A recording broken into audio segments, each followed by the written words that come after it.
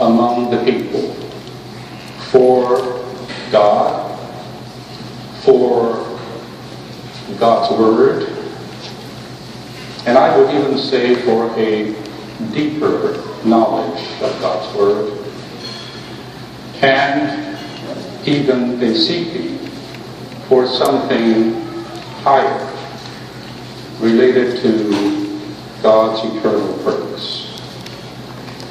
And we're here, almost 100 years old, if I may say so. The Lord's recovery having begun among us in 1921 in Fuzhou, where Watchman Nee was from. In these 90 plus years, we cannot deny, and in a very, very objective and in a very, very, I think, accurate way, we can say that what the Lord has poured into this recovery in terms of life and truth is phenomenal. It's even unprecedented in the history of the church. At least that's the registration of this small member standing up here. What that means is that we have been given,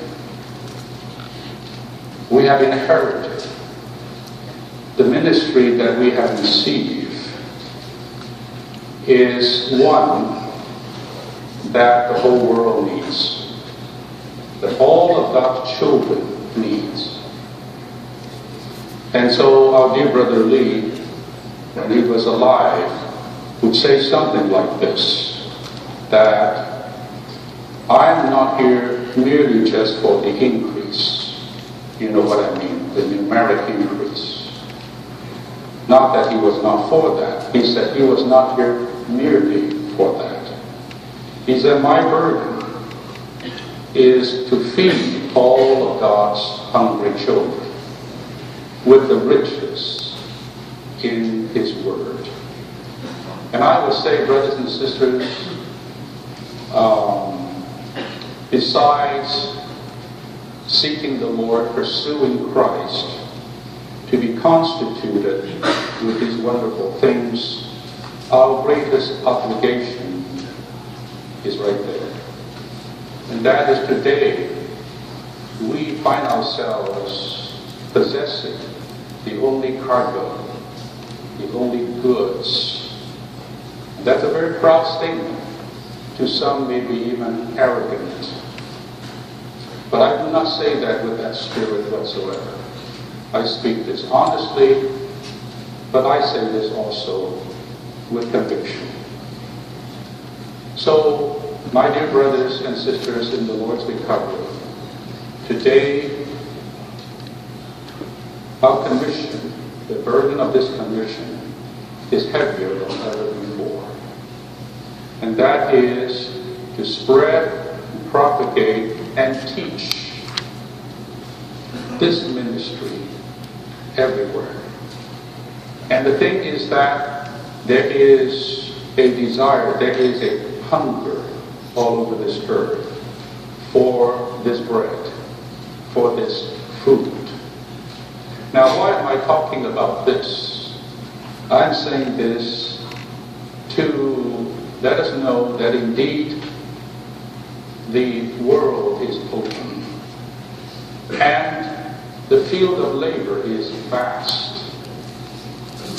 The Lord's own words that the harvest is great. Pray or petition the Lord of the harvest that He will send forth His labors, or even thrust forth His labor into His harvest. So that harvest means work.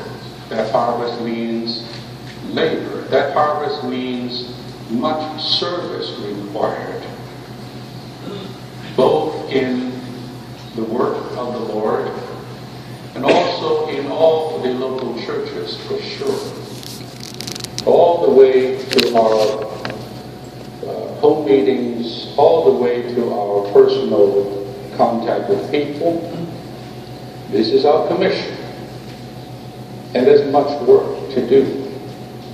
And in the process, more people are gained, new churches are being raised up, existing churches continue to grow, the service is being built up, and so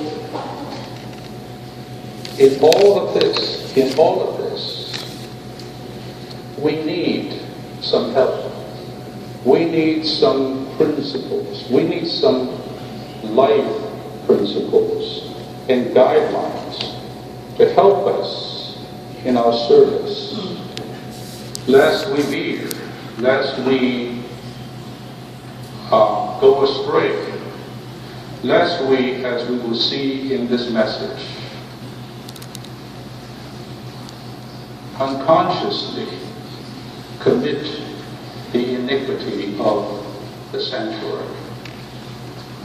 Now tonight, I speak this message first to myself. Then I speak this message to all my peers, my dear co-workers,